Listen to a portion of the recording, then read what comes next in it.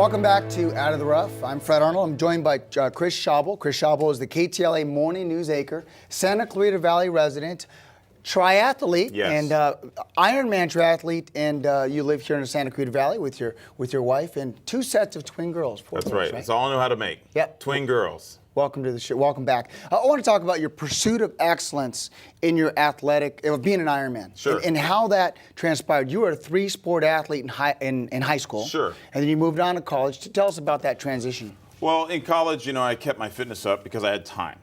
And then after college, when I got into the professional world, my fitness slowly slipped, and the weight certainly followed in terms of packing it on. And then, about 6 or 7 years ago, I realized I was weighing 250. I'm 6'1". I was weighing 252. That's just too heavy. But you're a big guy to begin with. I'm a big guy, but I don't need to be that big. Mm-hmm. And so, like, a better weight for me is 230 and below.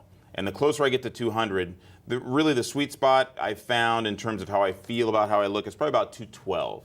And how did that switch come on? I mean, was it one day you looked in the mirror? Yeah, was it one day you were tired, more tired? Yeah, well, it was just you get tired. You're buying clothes and suits and things to justify your weight. Mm-hmm. When you start doing that, then you need to evaluate. If you're happy with the direction that your body is going in. We need to treat our body. It's not a social issue. It's a physical issue. You want to be better so that you can live longer, be there for your family and your friends. I mean, it's not about whether or not, I care if I'm overweight. It's about I do care, obviously, but I mean, I want to be there for my children. Mm-hmm. And of course, being overweight leads to heart conditions and high blood pressure, all that stuff. So I decided to do something about it 6-7 years ago, and that's when I started running. And the distances got longer. And then a buddy of mine encouraged me to start running road races, and that led to longer road races. That led to half marathons, marathons.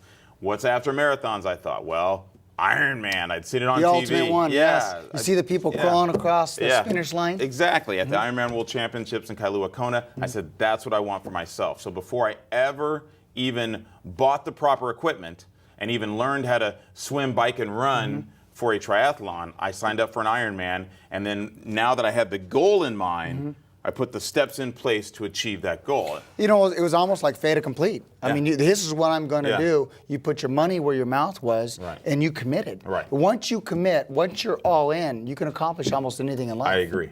Yeah. I agree completely. And that's what it was. And it led to a lifestyle that became more rewarding than I could have ever imagined. For my wife and I and our kids, it became destination races. Like, I would intentionally pick places that we could go on vacation.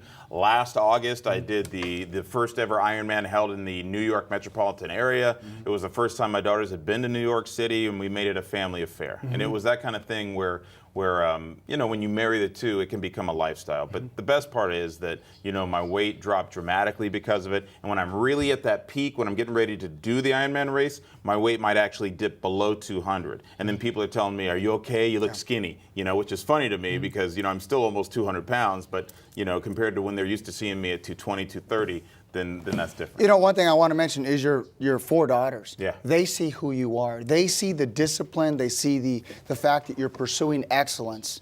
And that assimilates into them. It does. That's part of who their being is. Well, I think that I have the joy of coaching my daughters for the Santa Clarita Storm track team. And that's something that they became involved with about 3 years ago. And I just decided that I didn't want to be one of those drop-off parents that, dropped them off and picked them up from track. I wanted to be involved. And so I decided to coach. And I learned as much as I could. I took my own background, but then I married it with specific knowledge. And I've gone from assistant coach to head coach of not the team, but just of my age group on the team. And of course, my daughters, 2 of them are in the age group that I coach, so that's a unique pleasure. And they excelled. They have excelled, actually. They're some of the fastest little girls, and I'm not trying to brag about them, but it's hard not to as a proud parent, but they're some of the fastest little girls for their age group in not just the county, but in Southern California. Yeah, it makes you proud. My son Jack would race against the storm, cross country. We'd see you out there training the kids to pursue excellence. Right. Because you never know what sport you're going to love. You never know what's going to work.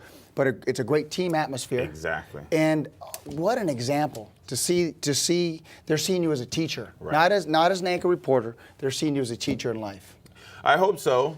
I just want to, it's for me, it's, I can promise you this. They'll never be able to say down the road, Daddy wasn't around. They may have the other complaint. Dad was around too much. Way too much. Yeah, he was around way too much. I get that with my 16-year-old right now.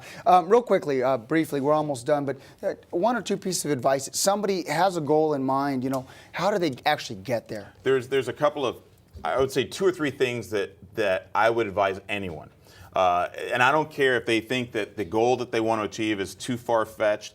Just the first thing, create a plan and then have a coach or someone holding you accountable for that plan. Mm-hmm. Then start slow and small, walk, then run walk or jog walk, then jog, then run, build. Whatever the thing is, it can be any form of exercise, elliptical machine, kickboxing, just start small and then build. Small successes. Exactly, Build lead upon. to bigger things. 1 minute you're on the elliptical for 5 minutes, before you know it, you're on it for an hour. Yeah. And the caloric burn is amazing, and all of a sudden you're achieving your physical goals. The other thing would be 6 weeks. Give me 6 weeks of any activity, and it will become a habit, and it will be part of your lifestyle, and you are much more likely to stick with it once it becomes a habit. It becomes who you are. Exactly. Well, thanks for coming in. Absolutely. We look forward to seeing you Monday through Friday. There you go. 4 to 7 a.m. On KTLA Morning News, Channel 5. Yes, and out of the tracks. And thanks for all you do for your Absolutely. community. Thanks for what you do in that industry. And thanks for coming on the show. Absolutely, Fred. Appreciate it. Thank you, man. Absolutely. Well, we're going to jump to a quick break, and we'll be right back.